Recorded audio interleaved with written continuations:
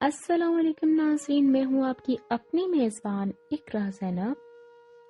آج کی یہ قسط یوم پاکستان پر مشتمل ہے۔ آج کے دن آزاد ہوئے ہم، آج کے دن سب دور ہوئے غم، لہرایا آزاد فضا میں چاند ستارے والا پرچم۔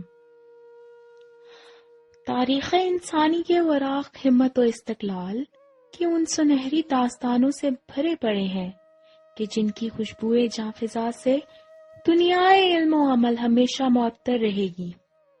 پاکستان بھی ایسے ہی جلیل القدر اور اول العزم مجاہدین صف شکن کی سعی و کوشش کا ثمر ہے۔ ہندوستان کی 1000 سالہ حکمرانی سے محروم ہو جانے کے بعد ہندوستانی مسلمان فرنگی سامراج اور ہندوؤں کی چیرہ دستیوں کا شکار ہو کر ذلت آمیز غلامی کی زندگی گزار رہے تھے۔ جب ہندوؤں کے تعصب اور انگریز سے ان کی ملی بھگت کا علم مسلمانوں کو ہوا تو حکیم الامت علامہ اقبال کی نغمہ ہائے پرسوز کے ہم نوا بن کر قائد اعظم رحمت اللہ علیہ کی رہنمائی اور قیادت میں مسلمانوں کا کارواں آزادی حصول پاکستان کی منزل کی طرف رواں دواں ہوا۔ 23 مارچ 1940 کو قرارداد پاکستان منظور ہوئی اور صرف 7 سال کے قلیل عرصے میں پاکستان معرض وجود میں آ گیا۔ اسے معجزہ کہہ لیجیے یا اس مرد مجاہد کی شب و روز کی مسلسل اور انتھک محنت کا نتیجہ کہ 14 اگست 1947 کو سلطنت پاکستان دنیا کی سب سے بڑی مسلمان ریاست کے طور پر دنیا کے نقشے پر ابھری۔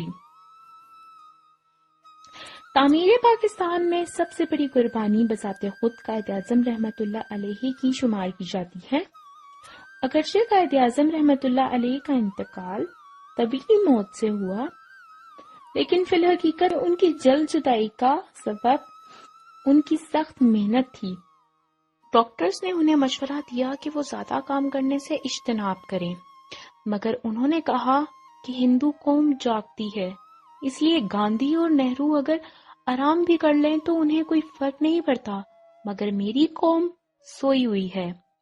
میں نے ایک لمحے کے لیے بھی آرام کیا تو میری قوم بہت پیچھے رہ جائے گی، اس لیے مجھے شب و روز محنت کرنا ہے اور قوم کی غلامی کی زنجیروں کو کاٹنا ہے۔ ہر وقت کام کام اور بس کام ہی کو آپ نے اصول زندگی بنا رکھا تھا۔ اس طرح انہوں نے اپنی صحت بھی گنوا لی۔ اسی طرح دوسرے اکابرین قوم نے بھی بہت سی قربانیاں دیں۔ جب پاکستان بنا تو اس میں لاکھوں بے گناہوں کا خون بھی شامل ہو گیا۔ ہزارہا بچے یتیم ہو گئے، بے شمار عورتیں بیوہ ہو گئیں، ہزاروں ماؤں کی آنکھیں اپنے بیٹوں کے غم میں بے نور ہو گئیں، اور بے شمار بہنوں نے اپنے بھائیوں کو سامنے قتل ہوتے دیکھا۔ بے شمار عورتوں نے اپنی عصمت بچانے کے لیے اپنے آپ کو موت کے سپرد کرنے پر ترجیح دی۔ پاکستان بہت ہی قربانیوں اور لاکھوں دکھ جھیلنے کے بعد حاصل ہوا ہے۔ قوم کو اس کی بہت بڑی قیمت ادا کرنی پڑی ہے۔ پاکستان کی قدر انہی لوگوں کو ہے کہ جن کا خون تعمیر پاکستان میں کام آیا۔ جب یوم پاکستان منایا جاتا ہے تو ہمارے دلوں میں ان قربانیوں کی یاد تازہ ہو جاتی ہے۔ ہم تصور کی ان وادیوں میں دور تک نکل جاتے ہیں۔ 1857 سے لے کر 1947 تک کے تمام واقعات ہماری نگاہوں میں فلم کی طرح گھوم جاتے ہیں۔ فکر و خیال کا دھارا پاکستان تک آ کے رک جاتا ہے اور یہاں سے ایک نئے سفر کا آغاز ہوتا ہے، جس کے لیے نئے ولولے، نئے حوصلے اور نئی امنگوں کی ضرورت ہے۔ اسی کے ساتھ ساتھ اگر میں ذکر کرتی چلوں تو 23 مارچ کو پاکستان میں کئی تقاریب بھی منعقد کی جاتی ہیں۔ ایسی تقریبات قوموں کی زندگی میں خاص اہمیت رکھتی ہیں۔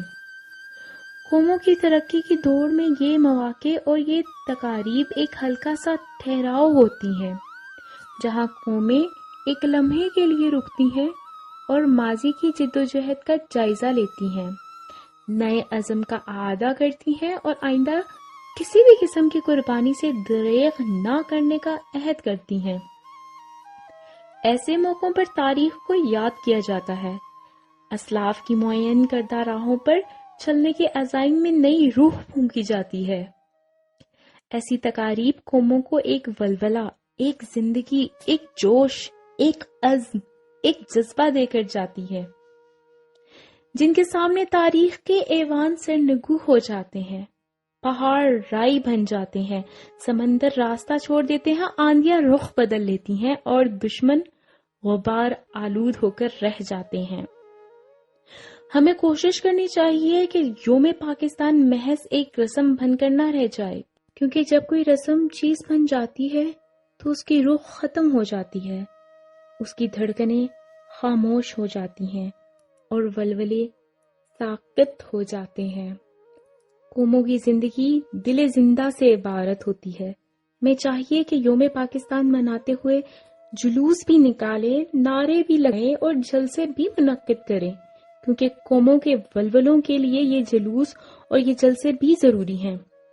مگر ہمیں اس موقع پر سوچنا چاہیے کہ ہمیں کیا کرنا ہے اور کیسے کرنا ہے۔ ہمیں اپنے عمل کی راہیں متعین کرنا چاہیے اور عہد کرنا چاہیے کہ ہمارے کسی فعل، کسی حرکت، کسی بات سے وطن کی عزت پر آنچ نہ آئے۔ ہمیں چاہیے کہ متحد ہو جائیں اور ذاتی اغراض کو قومی اغراض پر قربان کر دیں۔ ہمارے اتحاد سے دشمنوں کے تمام ناپاک ارادے خود بخود ختم ہو کر رہ جائیں گے۔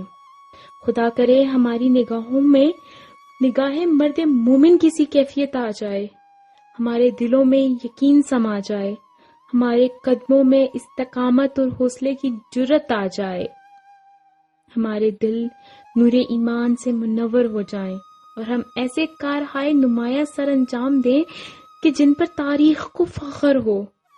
یوم پاکستان بھی اسی جذبے اور مقصد کے لیے منایا جاتا ہے، تاکہ ہم آئندہ آنے والی نسلوں کے لیے ایسے عمل چھوڑ جائیں جن سے وہ اپنے دلوں کو گرماتے رہیں۔ ویورز، امید کرتی ہوں آپ کو ہماری آج کی خصوصی قسط بہت پسند آئی ہوگی۔ آپ اپنی قیمتی رائے کا اظہار کمنٹ سیکشن میں ضرور کیجیے گا۔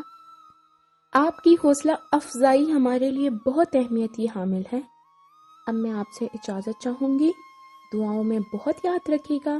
فی امان اللہ۔